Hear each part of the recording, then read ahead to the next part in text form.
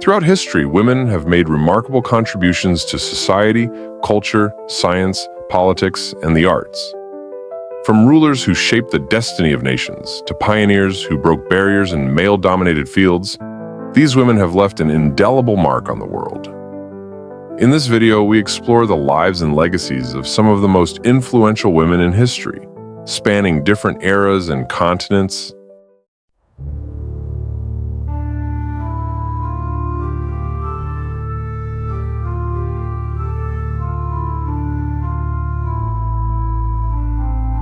Cleopatra VII, one of history's most iconic women, is remembered for her remarkable intelligence, political acumen, and ability to wield power in a male-dominated world. Born in 69 BCE into the Ptolemaic dynasty of Egypt, Cleopatra's life was shaped by the turbulent political landscape of the time.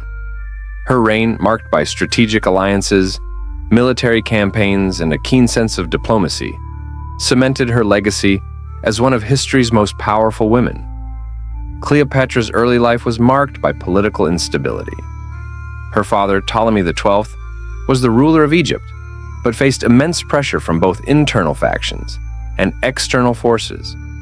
Cleopatra's family had been in power for centuries, but by the time she was born, Egypt had become a client state of the Roman Republic.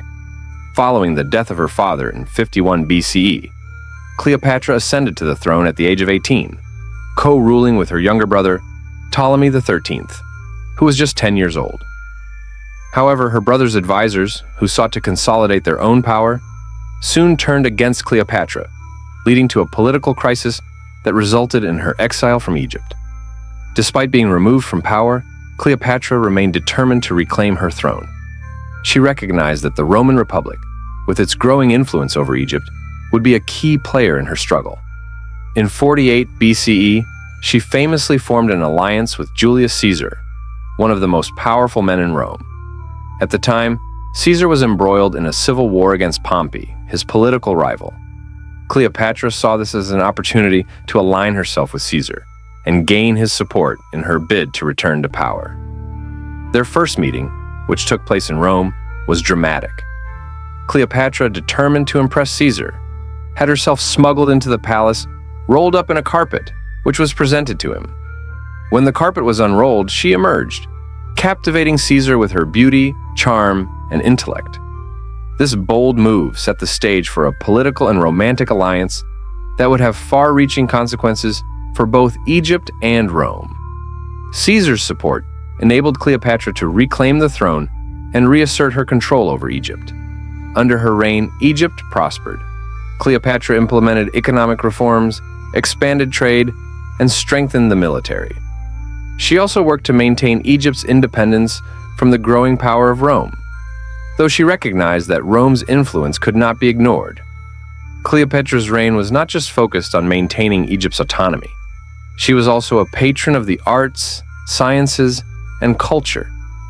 She brought scholars, poets, and artists to her court, contributing to the intellectual and cultural flourishing of Alexandria, one of the ancient world's greatest cities. However, Cleopatra's relationship with Julius Caesar was not without its complications.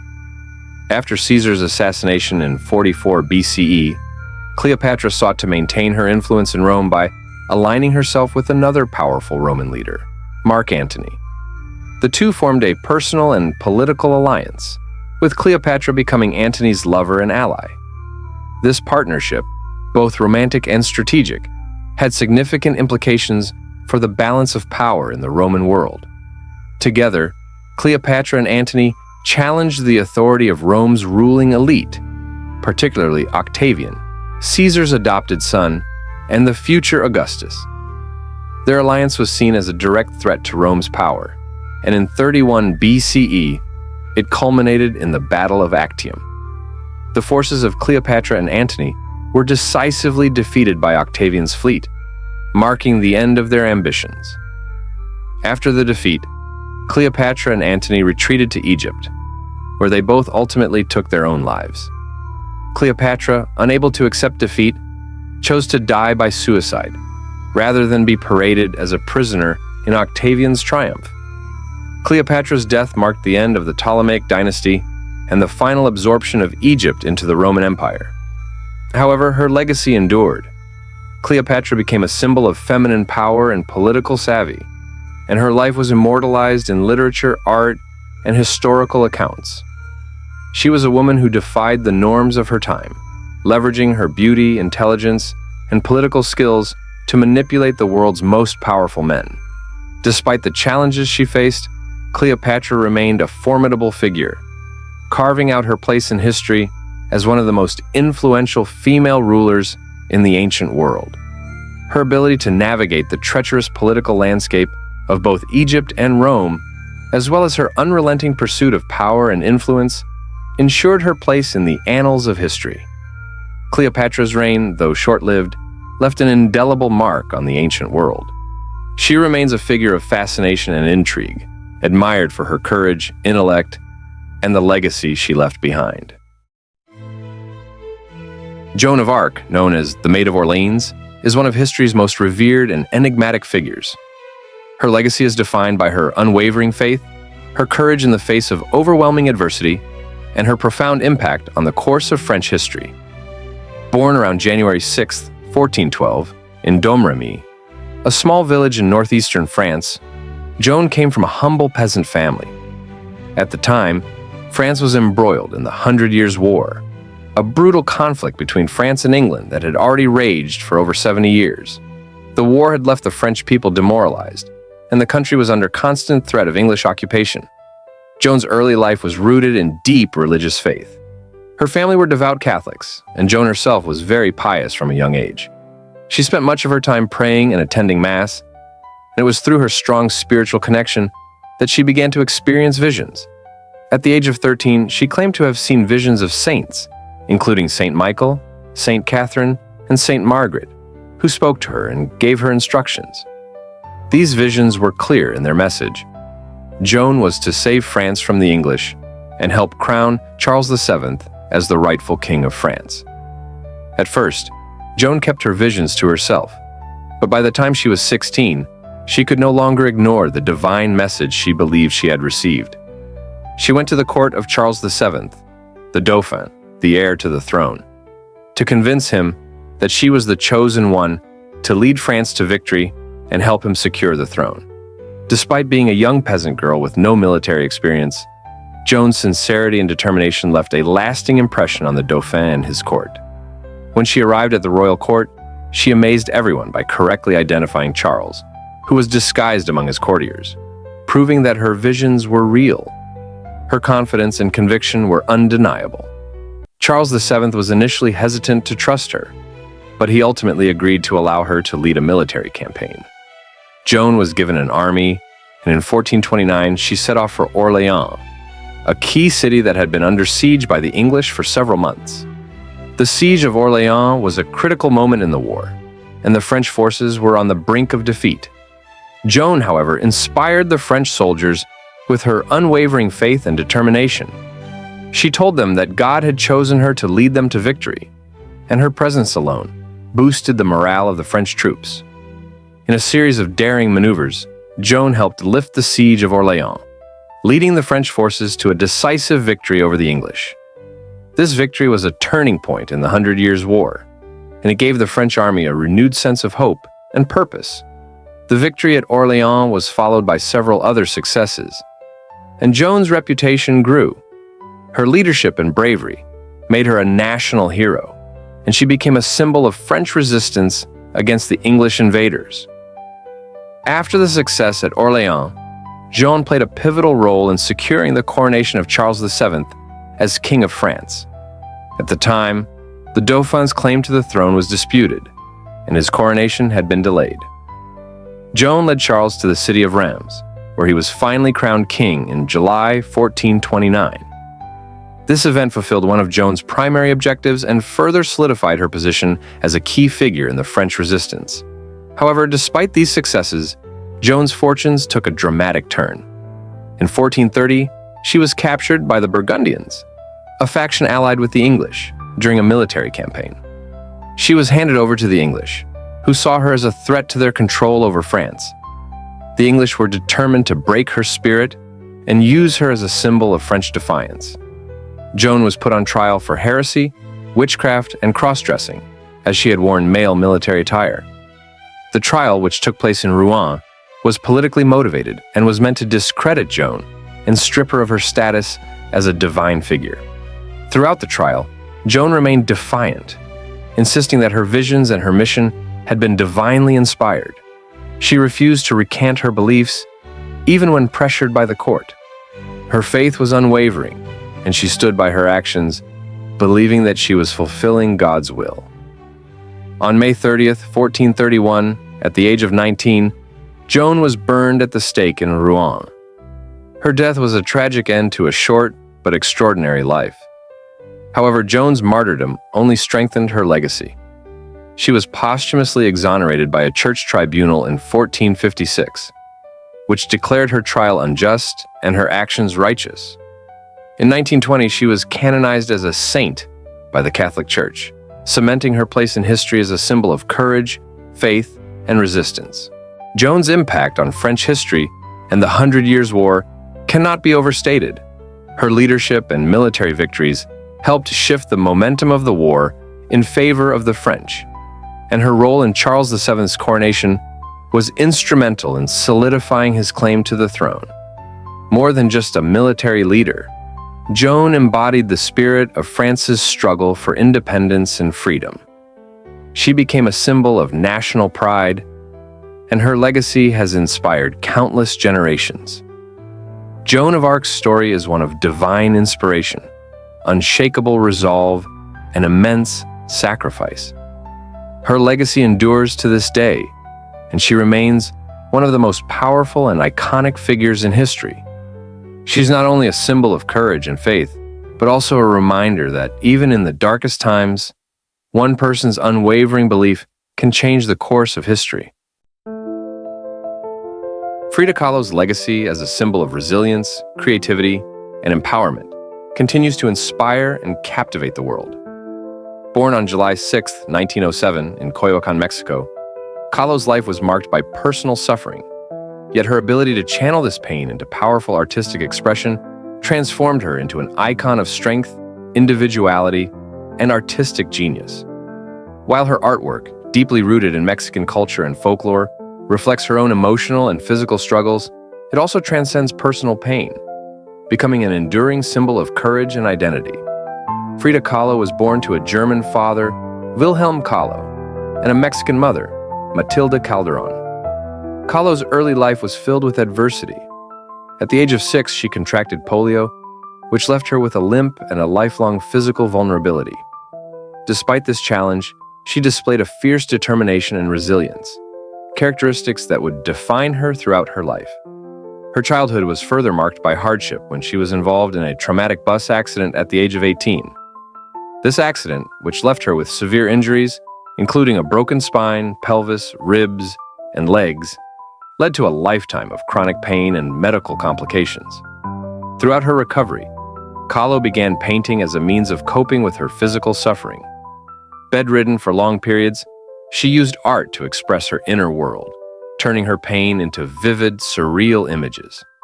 These early works became a defining part of her artistic voice, a reflection of the emotional and physical turmoil that shaped her life.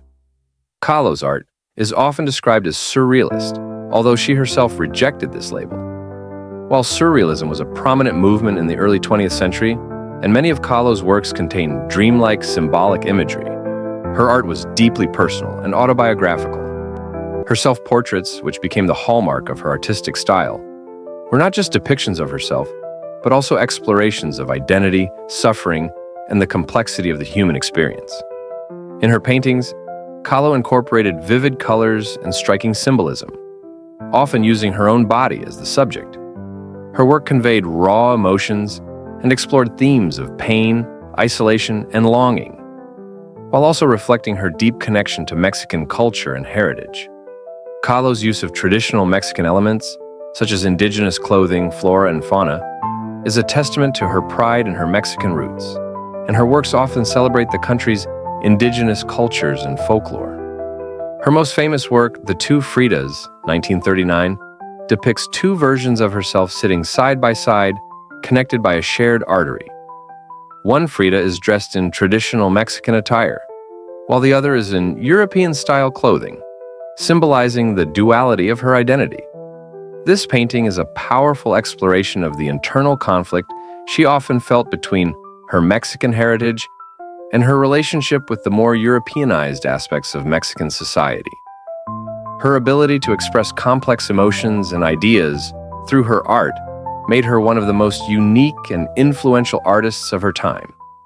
Kahlo's personal life was as dramatic and tumultuous as her art. At the age of 22, she married Diego Rivera, a famous Mexican muralist, who was 20 years her senior.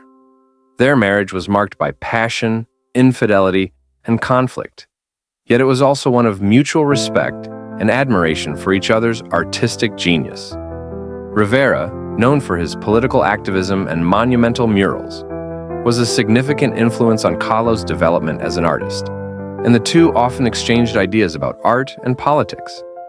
However, their relationship was far from perfect.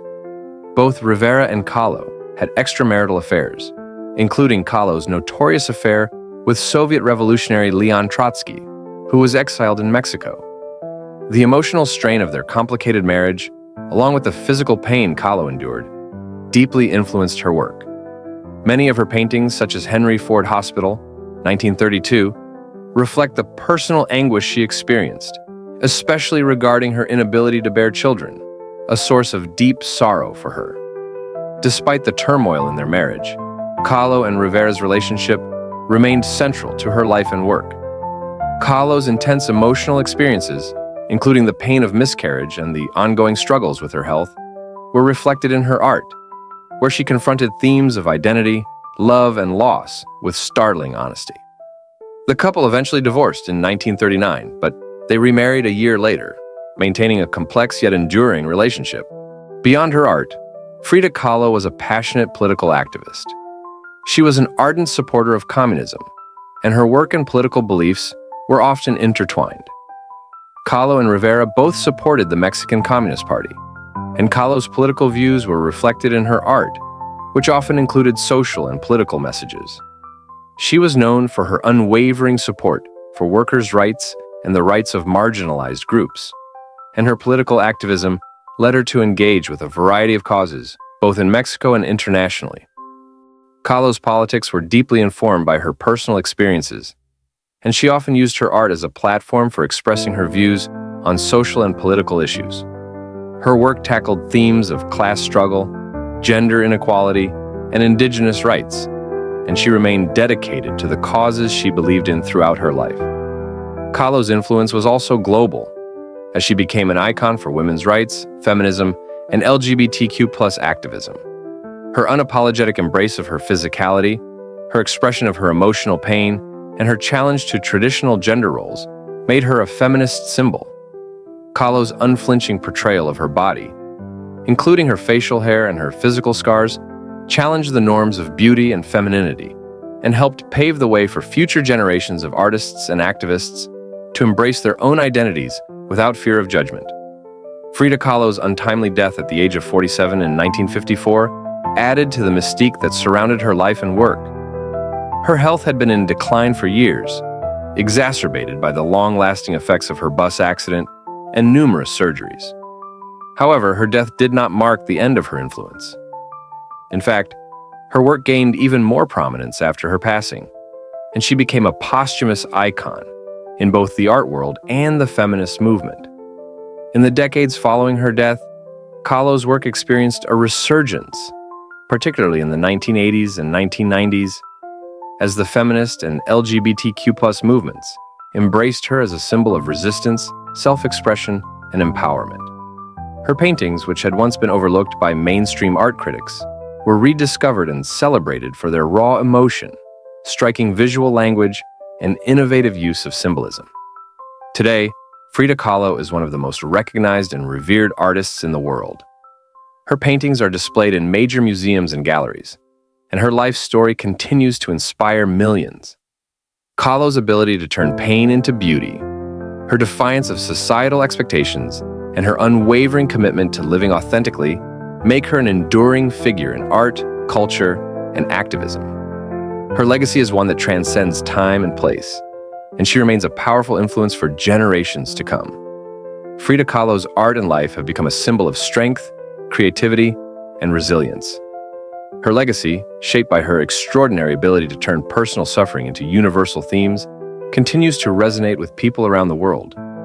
As a woman, artist, and activist, Frida Kahlo broke barriers, challenged conventions, and left an indelible mark on history. The stories of these remarkable women remind us of the boundless potential of human courage, intellect, and compassion. Their legacies continue to inspire and challenge us to strive for a better, more equitable world. As we reflect on their contributions, let us remember that the power to shape history lies within each of us.